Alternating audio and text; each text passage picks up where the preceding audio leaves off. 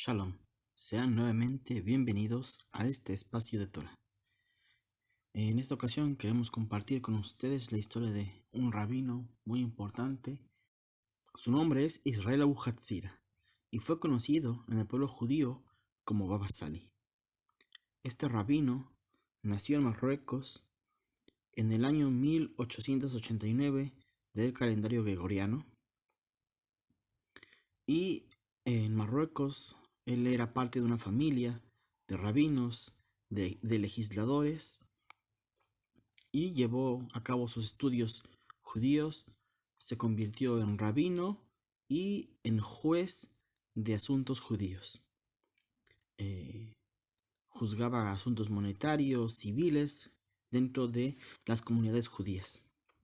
Y en su momento llegó a ser el juez principal de la corte judía en la zona en la que él vivía de Marruecos. En su juventud él creció obviamente escuchando acerca de Israel, de lo importante que es, y llegó a Israel por primera vez en su juventud con la intención de quedarse, pero al recibir cartas de los judíos de Marruecos y ver la falta que hacía él allá, decidió regresar. Se desempeñó nuevamente como juez rabínico en Marruecos, pero regresa nuevamente a la tierra de Israel. Y cuando llega aquí se da cuenta de que ya hay muchos jueces rabínicos, ya hay muchos tribunales, ya no es como en Marruecos que necesitan que él esté haciendo esa labor. Y entonces decide dedicarse únicamente a estudiar y a pedir por el pueblo de Israel. Cuentan los allegados, sus alumnos, la gente que lo conoció, que él no comía todo el día. Y que incluso al principio él no le dejaba saber a la gente que él estaba de ayuno. No le contaba a la gente que estoy ayunando. Solamente se daban cuenta cuando salía a comer. Y ustedes lo van a ver en las fotos, que era muy delgado. Ayunaba todo el día y solamente en las noches comía. Y se dedicaba a muchas plegarias por el pueblo de Israel. De a poco la gente lo fue conociendo de que sus oraciones tenían efecto, y entonces se fue corriendo la voz más y más hasta que todo el pueblo de Israel iba a su casa a buscar una bendición especial, especialmente la gente que estaba en momentos de necesidad muy con mucha angustia, con muchas enfermedades terminales, y ese tipo de personas lo buscaban mucho. Cuentan una ocasión, el rabino se encontraba en su casa, una comida especial, y empezó a repartir a la gente una bebida que se llama arak. Dicen que la envolvió en una bolsa de papel y empezó a repartir. Pero que veían que repartía y que la gente llegaba y repartía y repartía y repartía y repartía. Y dicen, sirvió más de 100 vasos. Obviamente no es lleno, es alcohol, pero aún así, una botella que parecía no tener fin. Y se dieron cuenta de que agarraba esa botella, la abrazaba, pero nunca la descubrió. Nunca nadie vio cuánto había. Siempre estaba cubierta por esta bolsa de papel. Y de hecho esto fue algo que aconteció muchas veces con él, que hacía eso, que lo invitaban a algún lugar, a alguna celebración de Brit Milá, de circuncisión de un bebé, y él repartía su arak, repartía de esta forma. Y una explicación que escuchamos al respecto, es que él justamente cubría el lugar de la bendición. Donde quieres que haya bendición, cúbrelo, que no lo vean, que no esté revelado a la gente. Y entonces la bendición, la abundancia va a llegar. En otra ocasión cuentan al respecto que él se encontraba de camino a la ciudad de Jerusalén y que vio que era la hora de la oración. Y le dijo al chofer del autobús, estamos hablando de los años 50, dice, oye, mira, yo necesito hacer oración. ¿Tú crees que podemos hacer una parada para que podamos hacer mija? Porque se va a acabar ya el momento de la oración de la tarde y no la hemos hecho. Y el señor del autobús dijo, mira, yo no puedo pararme porque tú quieres hacer la oración. Dice, bueno, no hay problema. ¿Me puedes dejar en la próxima estación, por favor? Le dice, sí. Agarró, se bajó el rabino. Nadie más se quiso bajar con él para hacer la oración. Nadie más quería perder el autobús. El rabino se baja, busca un lugar donde pueda hacer su oración. Hace su oración, regresa a la estación de autobús. Y cuando regresa, ve el autobús que lo llevaba ahí detenido. Le dice, ¿puedo subir? Dice, ¿vas para Jerusalén? Le dice, sí, sí, te acabo de dejar aquí. Ah, ¿eres tú? Sí. Dice, ¿me puedo subir? Sí, sí. ¿Cuánto es? Dice, no, pues ya pagaste la primera vez. No tienes que volver a pagar. Yo sé que te cobré. Dice, bueno, ¿y por qué no nos vamos? Dice, no, es que el motor no enciende. ¿Cómo que no enciende? Dice, sí, dice, te bajaste y se apagó el autobús. Lo quise volver a encender y ya no enciende. Dice, a ver, inténtale otra vez. Dice, no, ya te dije que no enciende. Dice, todo ese tiempo que ha pasado, estos 20 minutos que estuviste abajo, yo he querido encender el autobús y no enciende, no se va, no se mueve el autobús. Dice, bueno, hazlo una vez más a ver qué pasa. Dicen que ahí lo encendió el chofer y se le quedó viendo. Y dice, bueno, ¿tú quién eres? Dice, ¿cómo que quién soy? Sí, ¿eres un profeta o quién eres? Dice, no, no, yo solamente soy el rabino de Israel. Eso lo cuenta, esa historia la contaba su esposa. Y como este tipo de cuestiones le pasaban mucho. En otra ocasión cuenta otro rabino que él era juez en una corte del sur de Israel, de la ciudad de Beersheba, y él se encontraba en el año del duelo por la muerte de su madre. En ese primer año del fallecimiento de algún pariente tan cercano, el pueblo judío acostumbra no hacer fiestas a menos que sean necesarias. El nacimiento de un hijo o alguna boda ya programada. Pero fuera de eso no hay más alegrías para esa familia en ese momento.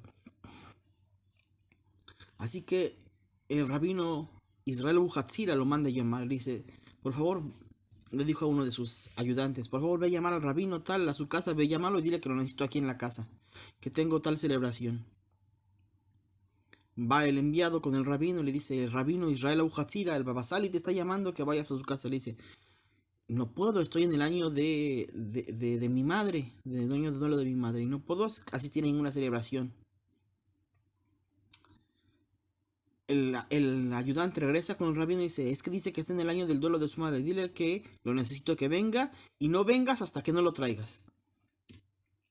Así que el ayudante va otra vez con el rabino joven y le dice, rabino, por favor, el rabino Babasali te está pidiendo que vengas, que el año, que ya sabe que es el año de tu mamá, pero que necesita que vengas, no puede hacer lo que te está haciendo si no llegas tú. Entonces a este rabino joven le trae un poco de responsabilidad porque este anciano gran sabio lo está llamando.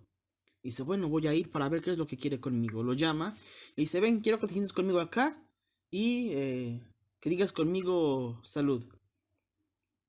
Lejaim, por la vida. Dice, rabino, pero es que es el año de mi mamá, no puedo decir, ya sé que es el año de tu mamá, pero tienes que estar aquí conmigo sentado. Ya un poco más tarde llega la policía y le dice, estamos buscando al rabino Eliyahu. Le dice, sí, aquí está. ¿Qué necesita? Ah, es que lo estamos buscando. ¿Por qué? Dice, no, es que ayer ustedes en la corte rabínica dictaminaron tal y tal cosa y este hombre se negó a pagar y entonces se enojó los jueces rabínicos le obligaron a pagar tal deuda y ya fue y agredió al primer juez, al segundo juez y parece ser que te está buscando. Pero pues te queramos ver que estuvieras bien. Entonces entendió este rabino joven por qué el gran sabio, el anciano, lo estaba llamando a venir a su casa. Lo estaba sacando del peligro. Y como digo, como estas anécdotas, hay muchas más al respecto de este rabino. Puedo ponerme 6, 8, 10 horas a traducirles historias que cuentan de él a gente y no terminaríamos. Como les decía, este rabino se dedicaba a hacer ayunos era una persona muy piadosa, muy justa en su conducta. Una última anécdota es que en una ocasión un judío de otro lugar llega y le dice, es que yo quiero que tú tengas una casa linda, porque esta es una casa muy chiquita, no es digna de un sabio de Israel. Si te voy a traer 2 millones. En esa época Israel estaba en crisis, no es como hoy que tenemos la abundancia que se ve en las noticias, que Israel produce y produce. No, en los años 50 Israel era un país pobre. Y pues la familia del rabino se alegró. Pero el rabino dice, no, yo no puedo recibir dinero. Si yo recibo dinero, en el cielo me van a decir que lo que yo hice lo hice por este dinero. Y yo no lo hago por esto. Yo tengo mi recompensa entre Dios y mía. Nada más. Eh, Gracias a Dios nunca le faltó pan a la familia, pero tampoco nunca recibió donaciones exorbitantes de gente que le quería donar. Este rabino se la pasaba pidiendo mucho por el pueblo de Israel. Hacía ayunos y pedía por el pueblo de Israel.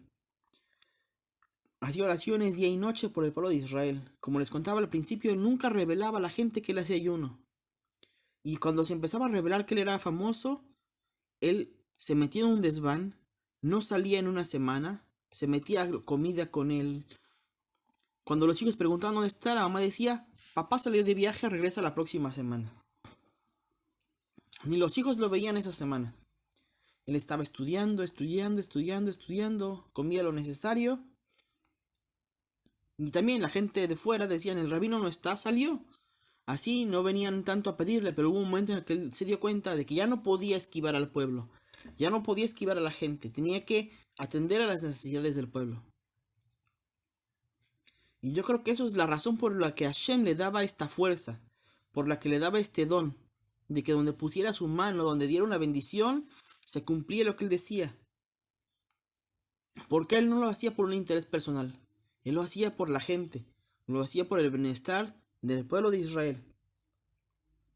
Y como dicen los sabios, cuando él anulaba la voluntad de ser humano a la voluntad divina, cuando él buscaba bien de los demás, dice Hashem también anula la voluntad de los demás por la tuya.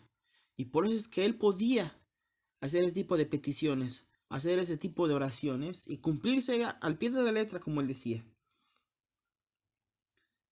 No es gratis que el día de hoy, al día de hoy, han pasado 40 años desde que él falleció